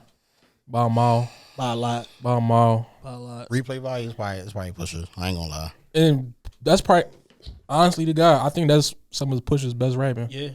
Dreaming of the Past, Rock and Roll. I hate Smoking Shine the Coupe, but every other song I like. I got a question. Between that album or Daytona? I think this album is better. You think so? I think it has more highs to it. And it's just like, you can't put out an album that's like 22 minutes long and then tell me it's an album. It's not a fucking album, yo. Yeah, 7 songs not an album. not an album. That's an EP. It's an EP. Yeah. It's like y'all playing games. Like, It was 7 tracks of fire though. No, it was fire. It was, but still. But I think the highs are higher on this On this album. one? Okay. On this one. And like the Brambleton record, the main takeaway that I had, and we talked about this on our show, is that Kanye's production Ridiculous. is ridiculous to the point where it's like, I don't even care about the songs Pharrell produced. Push's rapping is great on all the songs, but like Kanye production is getting Pharrell the fuck out of here. I played Dreaming of the Past just for the beat. It's amazing. Like Kanye is a god tier. Like, Yeah, he fucking crazy, but It's man, Dr. that Dre man's and talented. then it's Kanye. yeah, And then we could argue for third or whatever, but it's Dr. Dre and then it's yeah, Kanye. them too. Yeah. But yeah, I'm not fucking with the Kendrick shit no more. Yo, I love that shit, yo. My thing about Pusha John is that when I hear his album, I go back to Daytona Yeah, I do every too. time. Every time, like, because I that's haven't- just better than me. Like, You like Daytona album. better? Yeah. Okay. I fucking love Daytona. I think he gave us a little more commercial appeal on this album. Yeah. And I think he elevated from like coke rap to like snob rap, like on this album. Yeah, and I like the fact that it's not so much like hard drug references because you're 50. So it's like at some point, like you 50, fucking your brother's like a pastor, Tony told and went to jail. Right. Like at some point, we gotta evolve, like and talk about some like other shit because if you still dealing drugs at this big age, you fail. Right, and that was my thing. Yeah. That the Drake and Jack Harlow joint, you think that was for push? Absolutely. Yeah. Absolutely. I think at some point, they're gonna run into each other at some point, and I don't know how it's gonna go, but I do know that all them Somali and Nigerian niggas that run around with Drake, they've been beating a lot of rappers up the last 5 years, and a lot of shit just been getting swept under the rug or not going to the media. But a lot of niggas got hands and feet put on them for playing with Drake. And I think at some point, I don't know how it's going to go, but they're going to bump into each other somewhere, and it's going to be a confrontation. Well, speaking of ass kickings, the Freddie Gibbs shit. I was going to get into that. Definitely. Shout out to Freddie Gibbs. Yo, he got to chill, bro. He got to relax. Allegedly, remember I said in the group text, I figured it was Benny who sent the hit. As soon as I seen it was in Buffalo, I said, yeah, Benny. What's that about? Because I can't figure out why him and Benny is even beefing. It stemmed from some Twitter shit. It's all Freddie Gibbs beefs are from some Twitter shit. From him trolling on Twitter? Yes. Freddie Gibbs has taken the position that I'm a dope rapper, but nobody cares. Like, as much as he bigs himself up and tells us I got the album of the year, nobody gives a fuck. Nobody gives a fuck. Even with the Grammy nomination, nobody gives a fuck. Very good. I fuck with his beat. I like Benny. Freddie. Freddie can rap his ass off. And he's a magnetic personality. When every time I see him on screen as an actor, that nigga's good as shit. Yeah, I don't know if y'all saw the show. I think it's called Down Bad on Peacock. Bust Down. He's the fucking casino manager. This nigga's phenomenal. He's the funniest nigga ever. I told you watch that, bro. I gotta watch It's that. an easy watch. The episode is like 22 minutes long. You do like 6 episodes. Okay. It's the best fucking funniest show I've seen in like 2 years. It's funny as shit. And he's carrying the show because he's so ridiculous playing this fucking casino manager. Remember Mug called he called the shorty she a dyke, but she was pregnant. And he called her a deadbeat with titties. Oh man. That's where that come from? Yeah, bro. She called her a deadbeat with titties. Freddie Gibbs, super talented, great rapper, amazing actor, all of this shit, but he's taking the position that like I'm just gonna troll everybody on Twitter to the point where you wanted to beef with 6ix9ine. Harv and them almost murdered you. Like, let's call it spade a spade. Yeah. Harv and them almost murdered you in New York. You did the race in fucking Brooklyn or wherever the fuck you was. Like, niggas chased you down the street with guns blazing. Like, you almost died.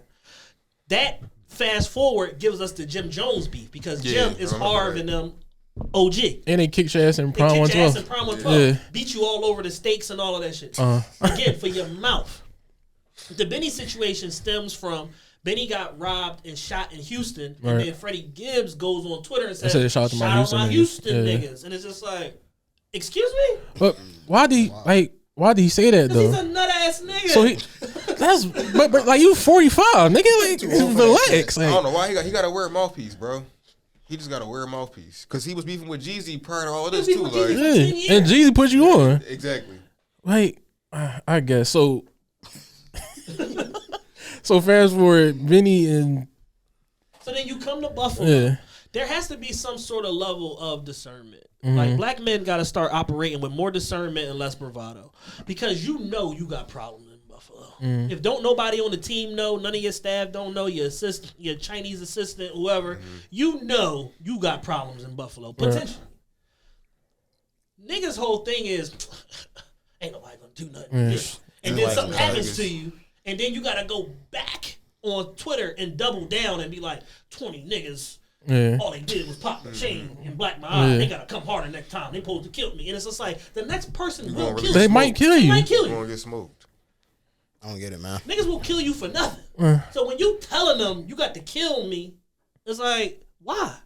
You asking for it. Why are you asking for that? Just make your money. Make your money, have sex with your white women, tour. And that's what I say. Y'all live your life. Like... There's more money in rap now. Even as an average run-of-the-mill artist, you can make millions. Freddie Gibbs don't sell even gold. But he doing a national tour, 30 cities. He's selling out 1,000 tickets every night. That's bread. Yeah. That's a minimum at 30 a ticket, $30,000 gate. So if operation costs blah blah blah, you're getting 20 grand a night. Still. 30 cities, that's 600,000. You're making money. Knock it off. I don't understand why motherfuckers get into a space where they can make more money than ever that he ever made in and life. start doing gangster shit. That is not the plan. Once they rich, That is they not the gangster. plan. I was just saying, bro. Like None of this when rap was fake, I bring that shit back because this new shit, these niggas is reckless as shit, bro. I think rap was always real. It's just Some people. niggas is Like, doing but dumb rap, shit now. like Matt said, nigga, rap is too real. Like niggas is getting smoked. Biggie and Pac got smoked. You That was in the got 90s. 40 rappers in jail right now. 40 right now. To the point where Yo Gotti just did the fucking Billboard cover for CMG and 42 Doug, who's probably the second most important artist on that label. You ain't even here. You in the feds. And did you know the bullshit that he pulled? He tried to tell the government he was a sovereign citizen. No, I know. And that their laws didn't apply to him. That's why he didn't turn himself in. Yeah. This nigga's a madman. He's Oh, he's a jackass. He's a jackass. Yeah. And then like, I got a world passport. Your laws of this land don't apply to me. yeah. I'm worth $11 million. I don't succumb to your laws, white man. And then before you got here, we was talking about Lil Meech dumbass. He's an idiot. He's a jackass. You don't use your celebrity to do crime. You get what I'm saying? Yeah. He's 21, 22 years old. You're a kid. You was in acting class for 3 years. You was filming BMF all last year, and then the show was out. You didn't have time to be a criminal.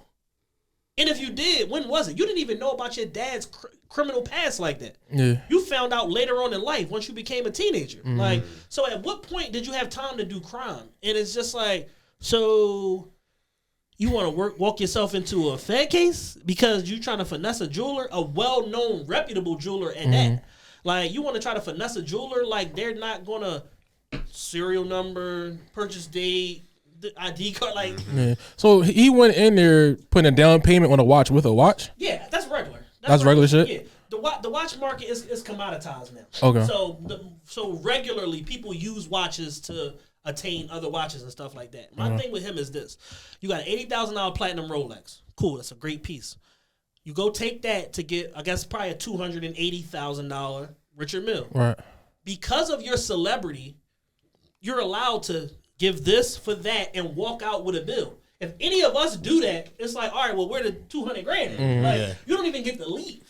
So you don't abuse that privilege and bring unnecessary heat on yourself because you trying to basically rob somebody. It's literal theft. It's a theft of services, and it's grand larceny.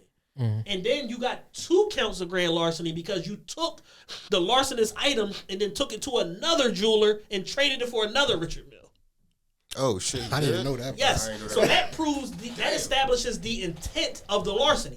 So this is why they said, "Oh no, we're charging him." Like, it's past just paying the money at this blatantly point. being We're an charging him. asshole, You're yeah. blatantly being an asshole because you know you didn't pay this You man. burnt, his yeah, money. you straight burnt me, like, yeah. And again, niggas always the last ones to know some shit. The federal threshold for prosecution is $100,000. If you beat somebody out of $100,000, it's federal automatically. Did not know that. That's a fact. You don't walk yourself into a Fed case. When you have no prior arrest history, none of you gonna go big on the first one. First one, grand larceny, Yeah. 2 counts. And now that you did that, at this point, no jewelers want to fuck You with you can after only this. pull that trick one time. Yeah. Ain't nobody gonna fuck with you You after done. Nobody. that. You're done. Everything is COD now. You're cooked. My thing is, I don't get it. Like, you had something crazy on your wrist already. Why trade? You traded it in for something else, but It's the FOMO shit, man. Fear of missing out. It's the keeping That's up with the crazy. Joneses. He's hanging around Lil Baby and Gunna and all these rappers and all of that shit, and he see what they got. But guess what? You ain't got their money. Exactly. And that's okay. Exactly. You want to come up. You getting your first consistent bread just now, 2021. your own money too, not your dad money. Not your dad money. You got Lil Baby been around. I booked Lil Baby in September of 2017. Lil Baby been around. Like, he 5 years in. That motherfucker is part owner of Lids and Mitchell and Ness. He got different type of money. You can't do what he do. You might gotta stick with the platinum Prezi. Yeah. That's a great piece. Even so, that yeah, exactly. You still up ahead of the You other ahead of 80% of niggas in the hood. Yeah. but it's the And you traded a god tier watch for some plastic garbage. Yeah. Like Them Richard Jones Mills are trash. Garbage. Like They look like Rugrats watches. yeah, they're not good watches. Like matter of fact, me and my homie, we was having a conversation about watches. They was talking about Rolly. I was trying to put them on. I'm pretty sure you're familiar with the Bell and Ross watches. I'm like, bro, this shit is better than whatever y'all think y'all about to get. The Bell & Ross BR05 is better than any entry level Rolex you can get. It's not better than the sport models, but it's better. Entry-level You know what I'm Jordan, saying? And it's like you could get a skeleton Bell & Ross for like $9,000. You know what I'm saying? You might could get it below. That's the retail price. You might could get it below retail depending on what marketplace you on. You run into a jeweler that got a few that want to. You know what I'm saying? Like we are just so brainwashed culturally that you gotta have certain shit or you're less than. To the point where it's just like we're not even taking inventory and looking at the fact that there's so much other dope shit that exists out there, and you ain't gotta conform to what everybody else is doing. It's like a uniform at this point. And that's why I was saying, like, y'all only want the Rolly because every rapper talk about Rolly Told every you fucking. to get the Rolly. Y'all only like Hennessy because every rapper told y'all to like That Hennessy. shit is disgusting. I'm trying to put you on some shit I that, like Hennessy. but I'm trying to. I can't do it. We got episodes on that, but I'm trying to tell my man, like, bro, The VSOP and the XO is amazing. The VS regular, no. is terrible. But I'm trying to tell my man, like, bro, you can have a nice ass watch that nobody got Exactly. and be shitting on the niggas with the Rolly. Like, why not? But every like Most of these niggas Rollies is from the 70s and 80s. They, Bullshit, they John. antiques. nobody give a fuck them, John. So with the Bell and Ross, John, what you suggest? Cause I've been looking at them. So there's a Bell & Ross BR05. There's the Oris Pro Pilot. That's fire. They just introduced it this year. Oris Pro Pilot is the best entry level watch you can get. It's like $4,300. It's 39 millimeters, titanium. It's like brushed titanium, and they come with 3 different color faces. They got a gray face, a salmon face, and like a navy blue face. It's the best entry level watch in the world, and they got an open back on there as far as skeleton on the back of it. Fucking best shit. There's also the Chapard Millie Migla collection, which is basically their collaboration with Pirelli and shit. So whereas like they got sport bands on them or whatever, but they got like the Chapard clasp and all of that, and you can get like a plain one, you can get a chrono version, you can get one that like mirrors the dash of the fucking Ferrari, like crazy ass watches, and you get one for like 4,300, $5,000, some of them 3,800. Yeah, I seen the lowest I seen was like 36. That's what I'm saying. Like it's plenty of other product out there, but motherfuckers are just so rolly Audemars Piguet. It's just like no. All of us saying that's at a point, right? We all understood culturally that certain shit was for the upper crust and the top earning people in society. We've now been brainwashed to a point where by seeing and listening to these rappers that you gotta have a $20,000 or $30,000 watch. And it's like this doesn't even make any sense. Like most people don't make enough money to acquire this shit. How are you going to get it, Bro, and that be my point with shit. Like, and that's what I always say. Like, I make good money doing what I do, and I can't afford the shit that y'all be affording. Right? Like, it's somebody I know, and this nigga I know he can't afford this shit. He had a Patek on his wrist. Yeah, I'm that's like, crazy. bro, you don't got a card. Why do you have that? You don't got a card. What are you doing with that? Why do you have? Even with a fake. Not one. even. I was about to say, y'all with a walking fake around with Patek. fake watches for what? But no, even with a fake Patek, what? Like, bro, you don't have a card. Like, this is not making sense. Like, Oh, this shit is it's not making backwards. sense. That fake watch shit, bro. That shit is not making ridiculous to sense. me, bro. I don't Shit is understand a that I don't shit. get fake anything, bro. Like, My thing is, if you think you gotta get it fake, do not get it. get I'm it. cool with going without. Like, Yeah. like I just sat on here and told y'all I was dead 2012 into 2013. I was dead broke. I didn't even get my legs up under me till September of 2014. You know what I mean? Like, I wasn't even thinking about no fucking watches. Yeah. Like, that's the last thing I'm thinking about. It's just like, oh man, the hoes, man, they gonna see me with this watch. It's like dumb this shit. is nonsense. Don't Like, make any sense. situate yourself. Like you can attain these things, but your priorities gotta be in order. Yeah, Like you got to be willing to sacrifice, and that's the thing. Most people don't want to sacrifice to get the things that they want and be able to have them and maintain them comfortably. I done seen plenty niggas get a rollie. They grind, save their money, stack their money, get their rollie. 6 months later, selling a rollie. You know what I'm saying? It's like you can't afford to maintain this comfortably. Like all of your extras that you should have been saving, you went and got a watch. So now, when shit goes sour, first thing gonna be to go is what? The watch. the watch. Yup. This shit gotta go back. I made $10,000. They gonna give me $8,200. I need my $82. Like, So you can't. People are busting their ass and breaking their back to own shit that they can't even maintain and have comfortable. Or it's times when people, they go to get shit thinking that it's something they want when it's something they really don't even want. Because everybody's saying that they trick want themselves into thinking that they want shit. I've done that shit. I've done that shit. I done had 10, times. 12 watches over my time, and it's like 3 weeks later, I'm like, this was dumb as shit. Bro, like even with sneakers, you know how many sneakers I got. I be grabbing sneakers. I be like, I got 4 sneakers in rotation out of like probably 50. Why do I got this dumb ass shit? Like, for I'm what? trying to teach myself now at 39 years old how to be a minimalist. Like, because I have too much junk, too much shit too is much sitting around. stuff. Yeah. I'm opening. I just moved recently. I'm opening boxes. It's just like more sneakers. I'm like, this is stupid. Because at one point I scaled all the way down to like 25 pair of shoes, and now I'm back at like 80. I'm like, this is dumb. This is stupid. Yeah. That's one thing I commend Kaye on from the Drink Champs interview. Where he said he live out of his bag. Like literally, my bag is my house. Really? He said he live out of his bag, bro. He don't take nothing, no clothes. When he land, he make a phone call and they got clothes in the hotel room for him. Oh wow. Yeah, boxers, all of that, bro. He just his bag and his headphones. That's all he traveled with, and his iPhone. Minimal is all you needed. You're a billionaire too. What do you need? Exactly. We got a few more. We got some time left. I want to get into some cologne talk. Okay. You owe me a spring list, bro. I asked you about the spring list. We gonna put the spring list together. I just want to say, bro, I got some Baccarat 3 weeks ago. Is that Baccarat's the best shit? The hoes now went on me. It's overwhelming because it's got so popular. Yeah. But in reality, it's like some shit gets ruined by the popularity. But in reality, Baccarat is so good that it doesn't matter how popular it gets because it smells different on me than it do on you. Like it's really that. Like it's really an amazing scent. But as far as like that whole scent house, I fuck with the Amorous Home. That's the latest one. That's an X-Straight too. The Amorous and the Grand Soir. The Grand Soir is crazy. The Grand Soir is crazy by itself, and you got a Grand Soir with the Baccarat. Or what you do is, because that shit can get expensive, you get the Baccarat body oil. It's a spray. Okay.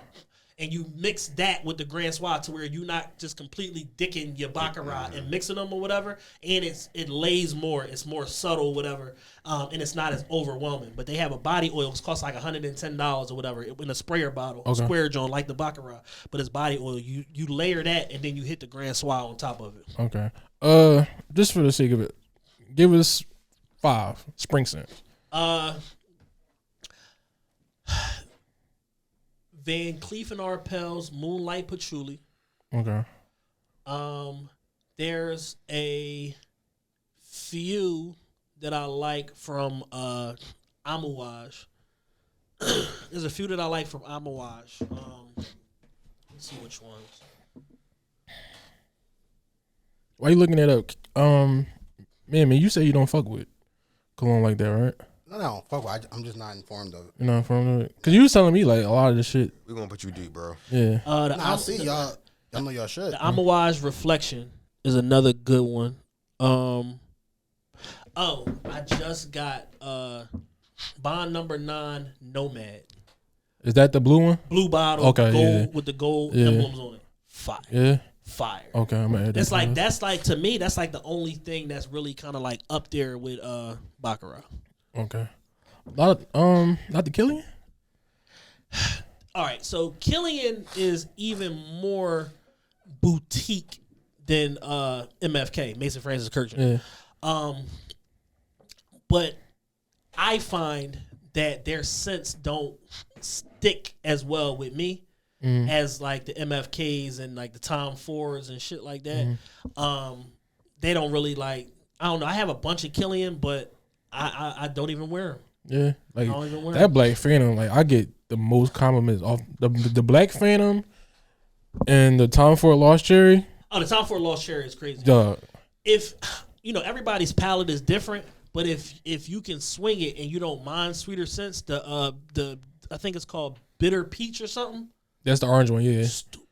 I ain't get to that one yet. It's crazy. It's leaning more, they all unisex, but it's leaning more feminine, but that joint is crazy. My girl wear that joint. I'm kind of scared because like Lost Cherry smells. Lost Cherry, you would think that as a man you wouldn't like it.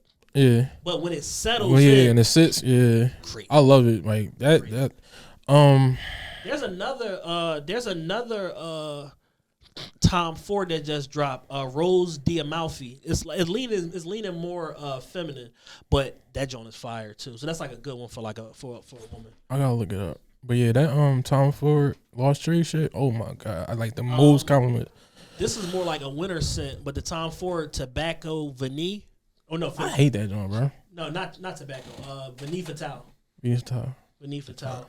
It's like hard. It's a straight winter scent. It's heavy. But that like them musky ass colognes, I can't fuck The with them old joint man at You know what? I all. hate ooze. For real? Yeah. I fuck with ooze. Somebody told me though. They said what it is you have Eastern ooze and Western ooze. The Western ooze are doused in alcohol. So okay. a lot of those like cheaper ooze and all that shit, they're Western ooze or whatever. But the ones that come from the East, they smell a lot better. Okay. Like the the Bond Number 9 Nomad has oud in it, but it's like oud, patchouli, and like something else or whatever, to where it's like it ain't overwhelming, and it's an Eastern oud. Okay. Two more Spring Jones. I can give you on this one. This is what I've been wearing pretty much every day lately. Clive Christian Crab Apple Blossom. I have that. I have it. I have it. Banger. Fire. Banger. Fire. And Clive Christian Jump Up and Kiss Me too. Jump Up and Kiss Me. Is that the $1,000 joint? Yeah, that's. Oh no, I can't fuck with that. I'm gonna get there with it, but right. No. And a classic Clive Christian, the Rock Rose still go crazy. Yeah. The Clive Christian Rock Rose, and you can get that joint cheap. You can get that for like Guilt and stuff like that for like 50-60% off. Okay. All right. I got something. How was it scaling up your Turo business? How was it going? It was going good until last week. Y'all about to say, yeah, you had that. Yeah. Shit went left. So, all right. So with Turo, a lot of people are just, misinformed or just don't have enough information about Turo to where they kind of make their own conclusions up. What's dope about Turo is that it's a peer-to-peer network for people to, to rent cars, people to place cars and people to rent cars or whatever the case may be.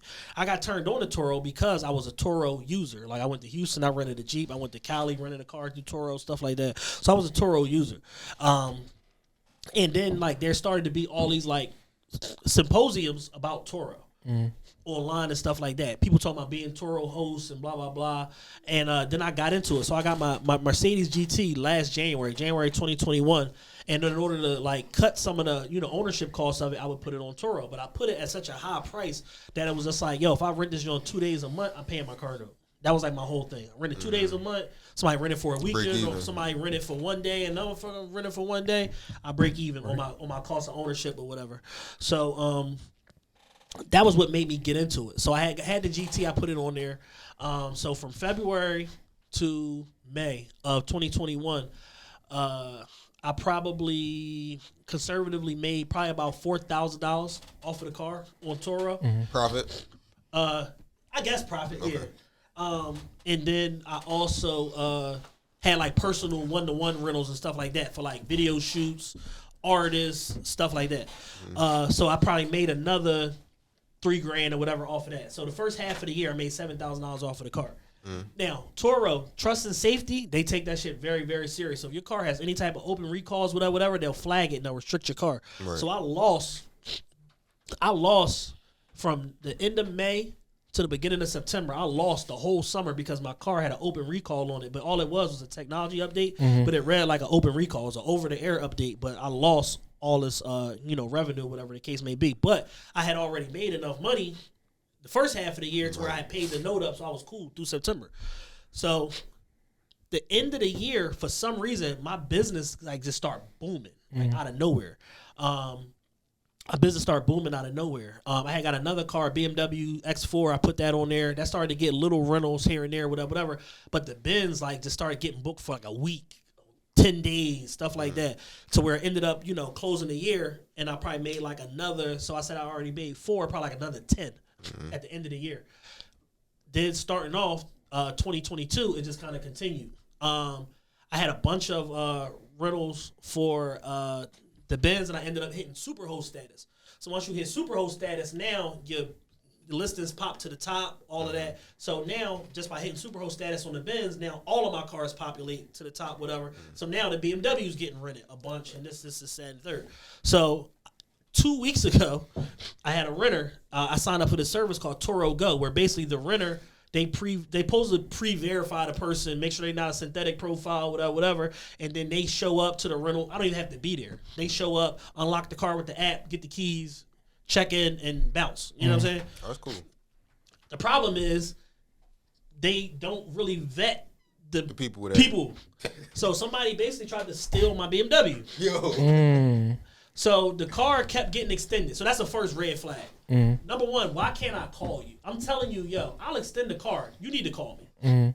The person that's on there is quote unquote Diane Wall. Supposed to be like this 70-something-year-old white woman. This is clearly not who. Yeah, that's not who that is. Yeah. Because just off of the simple fact of where they are and their travel patterns. So you're bouncing around between Newark, New Jersey, and Brooklyn, New York, and Queens for 2 weeks. Yeah. All over. I'm just like, this is bad. So I had the GPS on my car to my BMW app and the Toro Go shit. So I'm looking, I'm like, this will end poorly. So eventually, me and the person talk. They say, all right, I say, yo, you got to bring the car back by Wednesday, 3 o'clock at the latest. I have other rentals, blah, blah, blah. All right, cool, no problem. Wednesday, 2 o'clock, this motherfucker's still in Brooklyn. I'm just like, this shit about to go left. So now I got to go through the app, put in a late return, contact Toro Trust and Safety, let them know what's going on. They say, hey, we got to wait 24 hours before we can like upgrade this to like an investigation team, blah, blah, blah, try to find your car back. But it's good that you have the GPS on there because that'll give us some location or whatever on where the car is. So that was that day. 24 hours come, the investigator called me. He's from the area. He like, yeah, I'm from back east. I grew up in Lancaster. I just was in King of Prussia, blah, blah, blah. I'm taking this shit personal. We're going to find this asshole. So he dispatches a repo team to go and get my car back. We go to one location. The person was parked there for like 2 hours. We go to one location. They wasn't there. They left. I'm like, fuck. So they're like, yo, the next time you see the car parked for an extended amount of time, I'm talking to the tow company now, the repo guys. Send me the location. We're going to go pull up and go get it. So they ended up parking the car, 404 Albemarle Road, which is in the Kensington section of Brooklyn. So Kensington is just bad everywhere. I'm about to say that. It's just fucked up everywhere. So the car is sitting there from 1:28 in the morning. I'm just like, yo, at any given moment, this person can just get up, leave, boom. Because the tow company was just on bullshit. I'm just like, yo, these motherfuckers went home, went to sleep, smoked a blunt. Like, they gonna get back up whenever they get up. Like, they gonna miss this shit. Luckily, they ended up getting the car, FaceTime me, showed me the car. Of course, the car is damaged, which is part of the reason why He was extended. they kept extending the rental. They didn't want to bring the shit back. So they was trying to buy time, I guess, to either get the car repaired or whatever the hell they was trying to do. But two parking violations in the car that we know about, $115 each. Cars damaged on the driver's side, front bumper into the fender, driver's side door, 2 passenger side doors, like just a mess. It's like you just use my car like a go-kart, and the car is out of oil. How? Out of oil. All that driving from Jersey to Brooklyn. Yeah, that Completely shit burned up. oil. My car was like 5,000 miles to the next oil change, and now it's below 1,000 miles to the next oil change. So basically, you drove my car like 4,000 miles. Oh, That's crazy. How? In 2 weeks. in 2 fucking weeks. You're driving 200 miles a day. The fuck was they doing? I have no idea. But the car is now at a tow facility in Ridgeway, New York, which is Queens. The guys that repoed the car, they're trying to get the job from Toro to bring the car here to take it to mainline BMW to get it repaired. But as of now, 11:58 a.m., my car ain't moved. I've been checking it. That's crazy. So bro. my car is probably not coming back till Monday, Sunday or Monday. And so yeah, but the good news is because this is my first claim with Toro and I'm an R-Star host, they waived my deductible. So the dope shit about Toro is that when you do profit sharing with them, at least 70-30, they don't put it on your personal insurance if something happens to the car. They're responsible. Either it's a combination of them or the renter. And when you go through the claims process, you can select who you want to pursue for the damages, Toro or the renter. Of course, I'm going to Toro. Yeah, because the renter's a jackass. The renter's a jackass. We don't even know if this is the real renter. Right. So we're going to go to Toro. So we go to Toro, go through the whole process. They waived my deductible, and they basically said, hey, we're going to compile an estimate off the initial photos, but we'll also talk to the body shop. You can send this car anywhere you want. So I'm sending it to BMW to get it repaired or whatever. I'm gonna have some pre-existing little dumb shit on there. I'm gonna get that fixed also under this claim. Yeah, might as well. And then I'm gonna sell the fucking car and then start from scratch. But yeah, I'm selling my. I had a Toro Runner this morning. Well, last night into this morning, I gotta go pick up my GT, and then hopefully at some point my BMW comes back. But overall, like, it's been a good platform. Until I started this Toro Go shit, I never had no problem. So it's just like I gotta just get back to just meeting people on every rental, which I was trying to avoid, but. Yeah, you gotta show face and shake people's hands and let them know like I'm gonna bust your ass if you fuck my car. Right. Because if not, then they just gonna go hog wild and just do whatever. The most fucked up part is I got paid out for their whole rental period minus 2 days, so I got like $2,100 for the time that they had the car. So that was cool. The problem is I lost 2 subsequent rentals, one on Thursday and then one from Saturday morning to Sunday night, which was a 2-day rental. I lost that because of all of the bullshit. All the bullshit. Yeah. All right, we almost run out of time, so I got 1 or 2 more questions.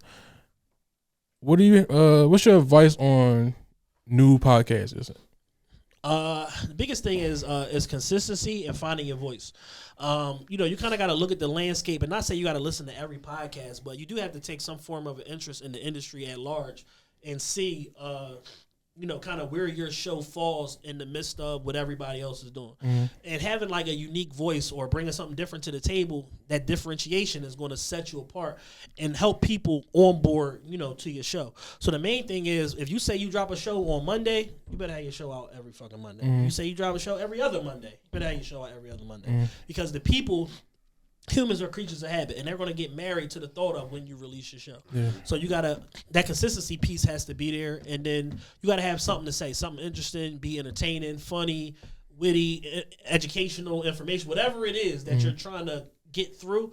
There should at least be 30-40% of that in every single show. Okay. The future of podcasting in Philly. The future of podcasting is going to be streaming. The same way music streams on, they're going to have to start compensating podcasters for every single stream of their show. And it's like Joe Budden raised this question about 2 years ago when he was going through his beef with Spotify when they were separating, which is, what is a stream worth? If a music stream of a 2-minute and 20-second song, if 150 of those equals a sale and 1,500 streams equals an album sale, what does a stream of a 3-hour podcast equal? So I think we're gonna get to a point where we're gonna start earning mechanical royalties and all of that based on podcasting, in addition to the click per view rate and all that shit for advertising and all that. I think we're going to start earning mechanical royalties on podcasting because it's too big of an industry, and the biggest players in it are the biggest players in the world, Apple and Spotify. So they have the money to pay out. In the same way that like music streaming got legislated against and all of that shit, podcasting is going to be the same way. Okay. All right, man.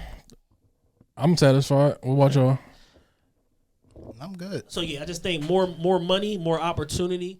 I think podcasting is going to come to the forefront. Pretty much every major network is going to have some form of a podcasting arm. Look at HBO; they got a podcast that accompany all their main shows and shit. Fox Sports, all of their on-air personalities got podcasts. Like, I just think people just are craving for content, period. And as the industry continues to evolve, there becomes more opportunity, more money in it. I read a graphic that said by 2028, podcast industry is going to be like $97 billion. Oof. So not that long from now. It's 2022. It's going to be 2023. So you're talking about in 5.5 years. You're talking about almost $100 billion industry. So at that point, everybody's getting paid. Everybody. Yep. Everybody that's in it now will be getting some form of compensation by then. Probably before then, but just it's going to be more money opportunities for everybody. Okay. All right. Well, we're going to wrap this one up, man. Chad. Y'all, man. Thank you. When y'all dropping this? Wednesday. Okay, cool. Yep. Wednesday. All right, cool. Well, check us out online, officialtrpe.com. That's our website. Our Patreon is patreon.com/officialtrpe. So when this drops, corresponding, we're gonna have 2 remaining tour dates. One is gonna be June 12th in Atlanta. For anybody from the A that's listening, June 12th in Atlanta, we got Trey Chaney from The Wire gonna be our special guest for the live show. Okay. And then June 26th, we're gonna be in Brooklyn for our tour in there. We're working on something big for that. We will have a guest of some sort. I'm not sure who yet, but we're working on some things for Brooklyn. And then once that gets announced, them tickets pretty much gonna sell out in one day if we get who we supposed to get. So just be on the lookout for that, man. Y'all can get tour tickets and any information about the pod at officialtrpe.com. All right. Go support them. All right, Chad. I appreciate you, man. Appreciate Yeah, y'all we do having me, highly, man. This was man. a dope episode, man. Thank y'all so much. All right. Thank you, you. man. All right.